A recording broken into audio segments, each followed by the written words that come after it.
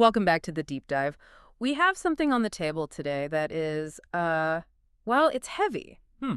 And I don't just mean physically heavy, though there is a lot of material here. I mean the kind of heavy that sort of sits in your stomach and just doesn't go away. That's a good way to put it. We are looking at a text titled Stalin, a Visit by Lev Nemotin. And heavy is definitely the right word. This isn't your standard history textbook chapter, not at all. No. It's not a biography where we learn about Stalin's childhood or his favorite foods or his relationship with his mother. It's framed as something completely different. It's an experiment. An experiment in historical extrapolation. That's the phrase that just jumped out at me immediately. It sounds almost scientific, doesn't That's it? absolutely the intent. Okay. Usually when we look at this period of history, especially Soviet history, it's so easy to get bogged down in the personalities. Was Stalin paranoid? Was Lenin a ruthless genius? Was Marx just like a misunderstood academic? The great man theory of history. Yeah, exactly. And this text just brushes all of that aside. It proposes this hypothetical scenario, a visit. It imagines Karl Marx, Vladimir Lenin, Joseph Stalin, and then their successors, all traveling forward through time together. Wow. And they're there to observe the actual tangible results of their ideas. So it's like a spectral boardroom meeting or something? They aren't there to argue about what they meant to do? No, the intentions are irrelevant. They are forced, finally, to look at what they actually did, what the ideas produced in the real world. Okay, so the stakes of this deep dive are, they're terrifyingly simple then. The core question Nemotin seems to be asking isn't political in the way we usually think of it. It feels more mechanical. Mechanical is the perfect word, he asks. What happens when belief is not weak, when it's not a preference, but it is absolute? What happens when you take a theory that demands total adherence and you apply it to the messy, stubborn reality of human beings? So we're comparing what theory required versus what reality delivered. And the gap between those two things. That's where the bodies are buried. That is where the tragedy happens, in that chasm between the blueprint and the building. Before we even walk into that room with these historical giants, we have to ground this. We need to talk about the narrator, Lev Nemotin himself, because he starts this text with a personal note that really frames why this matters, why we should care. This isn't just an intellectual exercise for him. No, it's visceral. He removes the luxury of abstraction right at the gate. He says it right up front. His grandfather was arrested in August of 1937. 1937, the absolute peak of the Great Terror. The absolute peak. And the timeline he lays out is what it chills you to the bone. Arrested in August, sentenced by something called a troika, and we'll definitely get into the specifics of that legal mechanism in a moment, and executed 21 days later. 3 weeks. 3 weeks. Just to think about that, from being a person with a job, a family, a life, Hobbies, favorite meals, memories. to being erased, just gone, wiped from the slate. And look at the mechanism. He's very clear. His grandfather wasn't given a trial, not even a show trial. He was sentenced by a troika. So for our listeners who haven't done a deep dive on Soviet legal procedure, what exactly was a troika? It was an extrajudicial three-person commission. A committee, usually it consisted of the local Communist Party chief, a prosecutor, and the head of the local secret police, the NKVD. No defense attorney. No defense, no jury, no witnesses, and absolutely no appeal. Just 3 signatures on a piece of paper. It was an assembly line for sentencing. They would review hundreds, sometimes thousands of cases in a single sitting. It was paperwork. Nemotin writes, in my family, this is not history, it is a wound. But then, and this is the part I found so compelling, he pivots. He says that this trauma imposes restraint, not judgment. That's the intellectual discipline of this piece, and it's what makes it so powerful. Most of us, I think, if our grandfathers had been murdered by a state, we'd write a scream. We'd write a moral condemnation about evil and tyranny and monsters. But Nemotin says, no. Screaming murder doesn't actually explain how the murder happened. It doesn't explain the system that made it possible.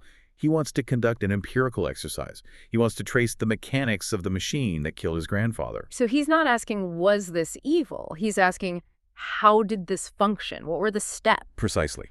That's the mission. We're going to track the evolution of an idea. We're going to watch it start as a book on a shelf in a quiet room, transform into a telegram ordering executions, evolve into a quota system for arrests, and finally manifest as a concentration camp. We're tracing the genealogy of a massacre. That's it, exactly. And we should probably flag the warning that's attached to the source material right from the top. This isn't just about dusting off old Soviet files. The text frames this entire visit as a direct warning. a warning to modern America, or really anyone in the West today who is, you know, toying with these ideas. That's the ultimate destination we're heading toward. There is this very, very pervasive idea today. You hear it on college campuses. You see it in online discourse, even in major political magazines. The idea that real communism has never been tried, or Or socialism is a great theory. The Soviets just implemented it wrong. the implementation fallacy. That's the term for it. Right. This deep dive is going to aggressively challenge that view. The conclusion Moten draws, and the evidence he stacks up, suggests that the Soviet Union didn't fail because of a failure of implementation. It became a nightmare because it was implemented correctly according to its own internal logic. That is a massive claim, a really profound claim. It is. So let's test it. Let's step into the visit. Section 1 takes us to the source, the Olympian, Karl Marx. So set the scene for us. Where are we? What does it feel like? The text describes a high room. It's very quiet. There are no maps on the walls, no dossiers on prisoners, no lists of enemies, just shelves and shelves of books. It feels academic, completely detached from the world. The realm of pure theory. An ivory tower. Exactly. And Marx is standing there looking down at his successors, Lenin and Stalin. And the text says he seems irritated. It describes him as Olympian. He feels like he's above the fray, above the mess. And how does he open? What's his defense? He opens by just washing his hands of the whole bloody business. He says, I am constantly accused of crimes committed in my name. I described a structure. I did not issue orders. It's the classic defense of the intellectual, isn't it? I just wrote the analysis. I didn't pull the trigger. Yeah, don't blame me for how people used my work. And Marx's worldview, to be fair, is that history isn't driven by great men or individual choices. It's driven by material relations, iron laws of economics. He believes that society is split into these two hostile camps, the bourgeoisie, the owners, and the proletariats, the workers, and that the ruling class will never give up power voluntarily. It's a non-negotiable conflict. That's his diagnosis, but the text immediately zooms in on the prescription. There's a specific metaphor Marx uses that becomes the seed, the DNA of everything that follows. Which one is that? Force is the midwife of every old society pregnant with a new one. The midwife. Okay, let's unpack that image because it is doing a lot of heavy lifting for him. A midwife doesn't create a baby. Right. She doesn't invent the pregnancy. She just assists a natural process that is already happening. So Marx is arguing that the revolution is inevitable. It's the baby coming out. And force is just the helping hand. It's a natural, temporary assistance. But in the text, in this hypothetical visit, Lenin is standing right there and he interrupts. He cuts Marx off and he says, midwives do not ask for consent. Oof. And what's Marx's reply? He snaps back and they do not strangle the child. And there's the tension. In one exchange, you have the entire conflict. Marx thinks force is a temporary nudge to help a natural birth. Lenin sees it as a tool to be used. Consent be damned. But here is the fatal flaw the narrator identifies. And this is why Marx doesn't get to wash his hands of it so easily. Marx assumes that history moves automatically when, as he puts it, contradictions sharpen. But he defined no thresholds. He defined no exit mechanisms. What do you mean by exit mechanisms? He never said, okay, stop using force when X happens. He never laid out the rules of engagement. He described a transition that requires violence to overthrow the old order, but he gave absolutely no non-coercive way to manage the new one. So he loaded the gun, put it on the table, and assumed that only philosophers would pick it up and admire it. The narrator says Marx is blind to extrapolation. Yes, he can't or won't see what happens next. He doesn't see that once his theory enters the machinery of a state, coercion doesn't stay incidental. It can't. It becomes structural. It has to. And what does that mean for it to become structural? It means that if you teach people that their opponents are not just wrong, but are historically illegitimate, that they are obstacles to the inevitable progress of mankind, then removing them isn't murder anymore. It's sanitation. It's sanitation. That's a chilling distinction. Murder implies killing a human being who has rights. Sanitation implies cleaning up trash or removing a virus from the body politic. And you don't debate trash. You just remove it. You don't compromise with a virus. You eradicate it. And that leads us directly out of that quiet library and into the office of the man who decided to do the cleaning. Section 2. The architect, Vladimir Lenin. The atmosphere shifts completely here. Totally. We're in the Smolny Institute in 1918. The revolution has just happened. The Tsar is gone. The room is absolute chaos. Telegrams flying, people shouting, cigarette smoke so thick you can't see across the room, the smell of stale tea and ink. And Lenin, The text calls him the architect. And that's a key distinction. He's not the philosopher anymore. No. Lenin is not debating theory. He is engineering power. Yeah. And he starts with that line that everyone knows: the revolution is not a dinner party. He's dismissing the niceties, dismissing bourgeois morality. But the source material immediately pulls out a specific document that I had never read in full before, and it's just horrifying. The Penza telegram, August 1918. This is one of the smoking guns of the 20th century. So for context, there's a peasant uprising in the Penza district. They're resisting the Bolshevik policy of grain confiscation. The cities are starving, the new regime needs food, and the peasants are hiding it. So Lenin sends a telegram to the local Bolshevik leaders telling them exactly how to handle it. I have the text here. It's incredibly specific. He writes, hang without fail so the people see. No fewer than 100 known kulaks, rich men, bloodsuckers. Just stop there for a second. Hang without fail. Not arrest, not trial, not imprison. Hang. And notice the parenthesis, so the people see. It's a performance. A performance. And he goes on, do it in such a fashion that for hundreds of versts around the people see. Tremble, no, shout. Tremble, that is the key word. That is the design of terror with a capital T. Marx spoke about force in the abstract, the gentle midwife helping the birth. Lenin is operationalizing it. He is saying that terror is a medium of communication. He isn't killing these 100 men because they specifically committed a crime. Not at all. He's killing them to send a message to the millions of others watching. It's a psychological weapon. And in the visit, in this imagined scene, Marx is watching this happen. And he says quietly, you are not analyzing class. You are terrorizing it.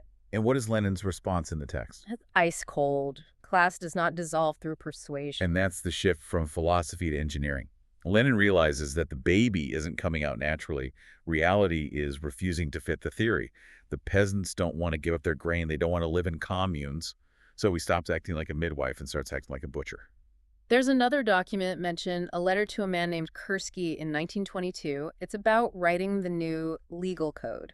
And Lenin writes, the court must not eliminate terror, but must substantiate and legitimize it. That is just.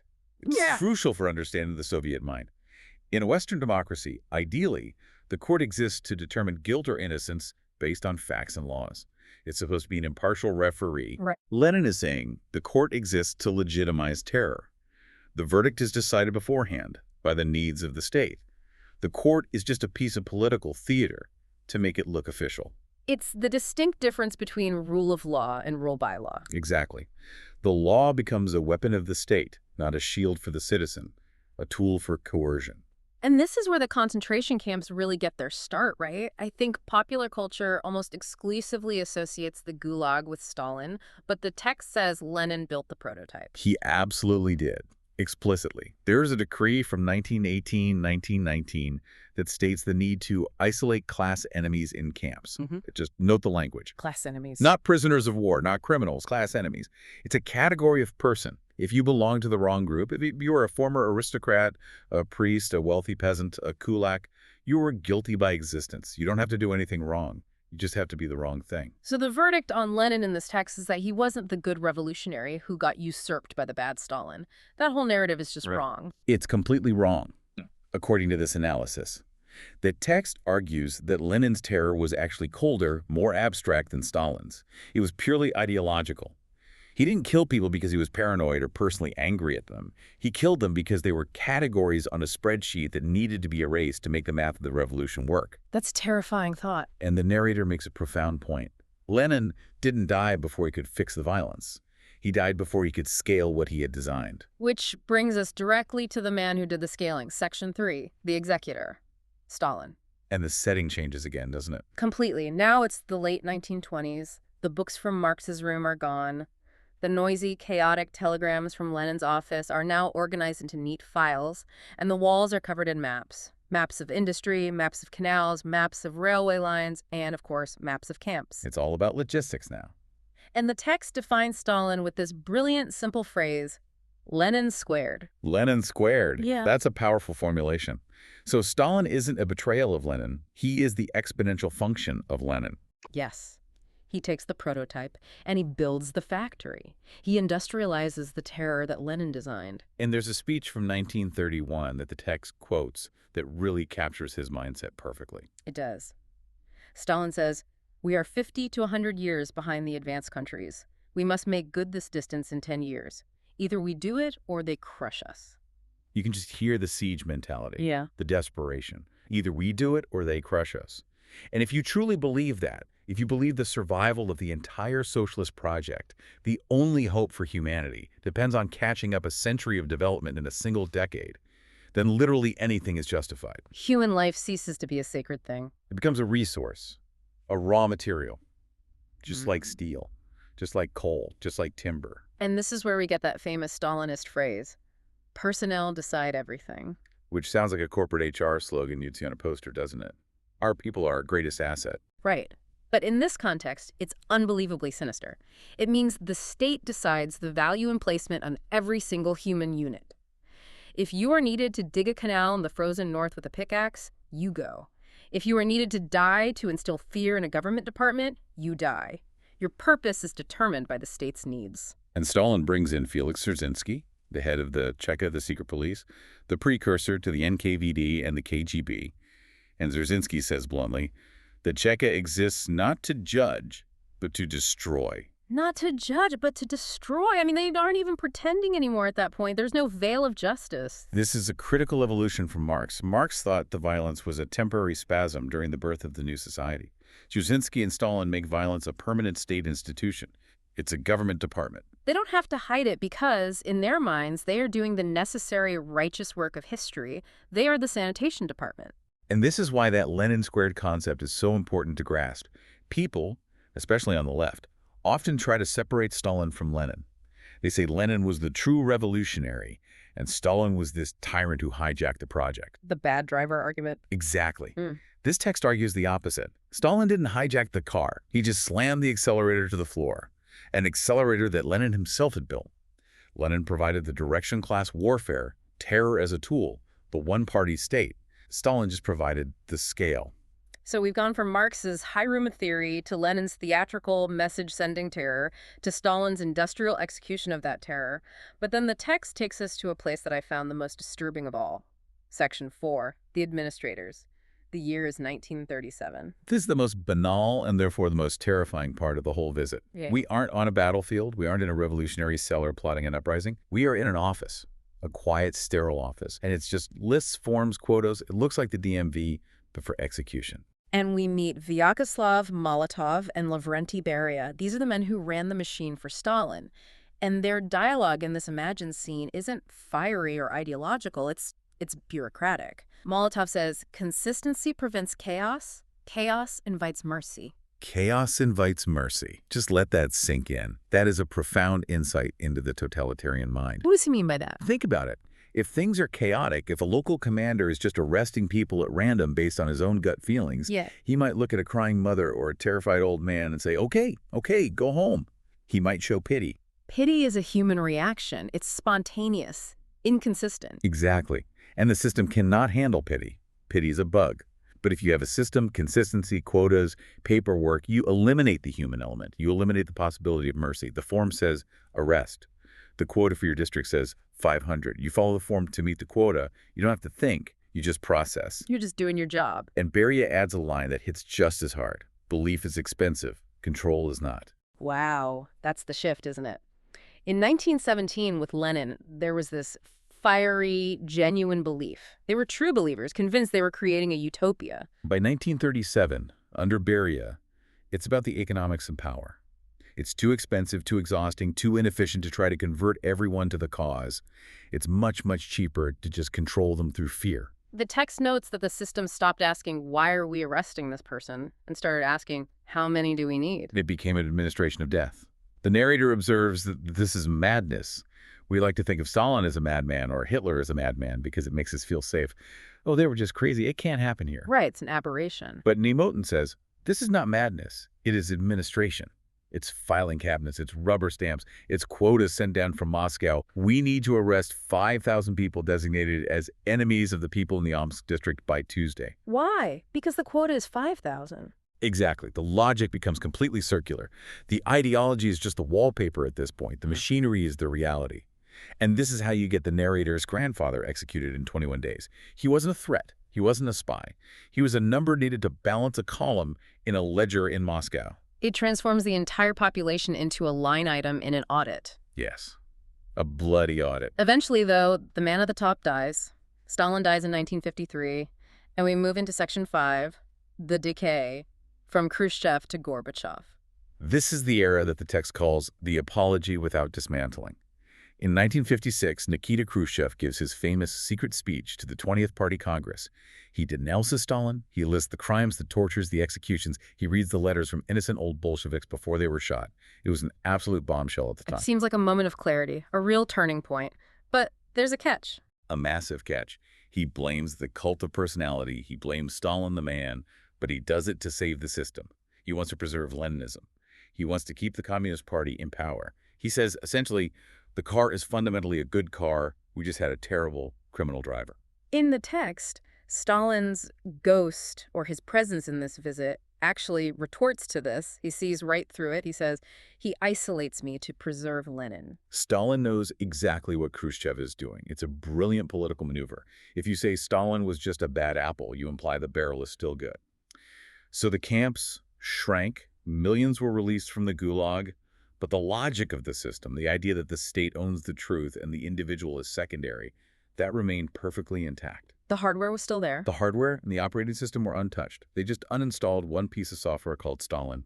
And then we slide into the 70s and 80s, the Brezhnev era, the stagnation, and finally, Gorbachev enters the room. And Gorbachev looks around at the crumbling economy, the rampant alcoholism, the cynical population, and says, we cannot continue like this. But by then, the belief is dead. It's completely gone. Ritual has replaced conviction. What do you mean by that? People marched in the May Day parades not because they believed in the workers' paradise, but because they didn't want to lose their bonus or get reported by a neighbor. The ideology was hollow. It was just a set of motions people went through. And Stalin has a critique of Gorbachev, too, in the text. He says, you remove fear without restoring belief. And that is a fatal combination for a totalitarian state. If people don't believe and they aren't afraid, the system has no gravity holding it together. It just floats apart. And that's what happened. The USSR didn't explode in a violent civil war like 1917. It expired. It expired. It ran out of gas and coasted to a stop on the side of the road. Which brings us to the aftermath. Section 6, the synthesis. The 1990s and today. First, we have Boris Yeltsin in the 90s standing on a tank declaring, we are free. It was this moment of incredible euphoria. But in the visit, Marx and Lenin are standing there watching, and they are deeply skeptical. Marx says, you redistributed power, not dismantled it. And Lenin adds, authority migrates. They're pointing out that the deep structures of power, the secret police, the bureaucracy, the centralized mindset, they didn't just vanish because the flag changed. They just went underground for a bit. Which leads to the final figure in the room, Vladimir Putin. The text calls this the polished synthesis. And that's what it is. Putin enters without ideology. He's not quoting Marx. He's not screaming about the proletariat or the world revolution. He's a manager. And he says, stability is the precondition for everything else. And Stalin, watching him, observes, refinement lasts longer. That's the terrifying synthesis. Putin represents Lenin's logic of eliminating enemies, clear the board.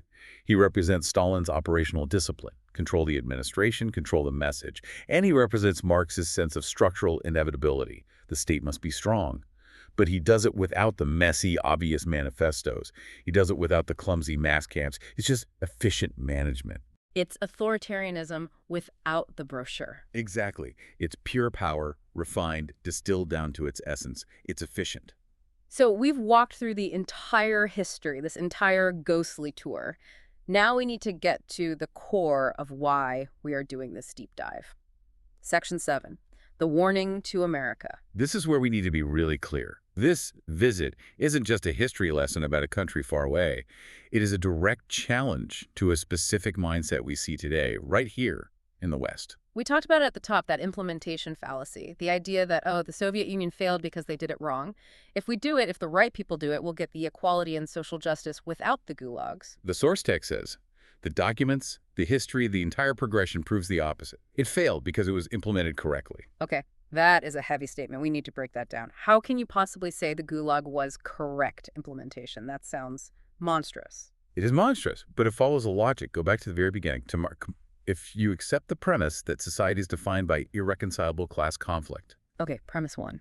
And you accept that the old society is pregnant with the new, and that force is the necessary midwife. Premise 2. And you accept that the ruling class will never, ever yield power voluntarily. Yeah. Then you need an architect like Lenin to design the instrument of force. You need a secret police. You need to suspend the normal rule of law, because the old law is just a tool of the oppressor class. It's a logical consequence. And once you design the force? Once you design the force, if you are serious about winning, you need an executor like Stalin to scale it, to apply it ruthlessly and efficiently. It's a chain reaction. You can't have the Marxist redistribution without the Leninist suppression. Because the suppression is the mechanism of the redistribution. Exactly. You cannot seize the wealth of an entire class of people without violence.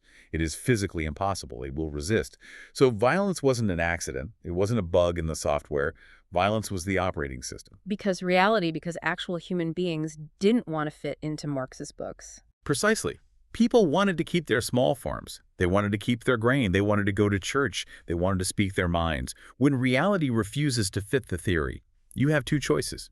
You can discard the theory, or you can use force to make reality fit. And forcing reality to fit looks like the Penza telegram. It looks like the Great Terror. It looks like the Gulag. It reminds me of that line about the midwife. If the baby isn't coming out naturally and you are absolutely determined that it will be born right here, right now. You don't just wait. You use forceps. You use the knife. You perform a C-section without anesthetic. The text calls this unavoidable extrapolation. If you buy the ticket for this particular train, you take the ride all the way to the end of the line. You don't get to get off at the nice-sounding station called Equality and skip the station called Terror. They're on the same track. And this brings us right back to Lev Nemotin's grandfather. It does. We have to remember him. He's not an abstraction. He wasn't a counter-revolutionary fighting in the streets with a gun. He was likely just a person, an engineer, a teacher, a clerk living his life. But the theory needed to be substantiated. The quotas for enemies of the people needed to be filled. So he was executed not for what he did, but for what he represented in the abstract logic of the state. He was a variable in an equation that had to balance. And that is the ultimate danger of any ideology that puts the theory above the individual. The individual always becomes expendable. It really challenges you to look at ideas differently. We tend to judge political ideas by their intentions. Oh, that sounds nice. Everyone's sharing everything. No poverty, no exploitation. Intentions are cheap. Intentions are almost always noble. Marx didn't set out to create a nightmare. He genuinely wanted to liberate humanity. Lenin truly believed he was ending exploitation. But we shouldn't judge ideas by their stated intentions. We have to judge them by their inevitable structural outcomes. Structural outcomes. That's the phrase to remember from all of this. Right. If I build a house with no doors and no windows, it doesn't matter if I intend for people to come and go freely. Structurally, it's a prison. Marx built a theory with no doors, no exit mechanism, no way to say stop, no room for dissent. And when there is no way to say stop, you eventually get a Stalin who says, go faster. Precisely. And that is the warning for today. For America, for anywhere. If you see movements today that rely on absolute belief, movements that divide the world into irreconcilable groups of oppressors and oppressed, movements that justify force or coercion because the other side is historically illegitimate. You're seeing the seeds of the same tree? You are seeing the prologue to the same tragedy. History doesn't punish ideas for being wrong. It just tests what happens when they're taken seriously. Wow.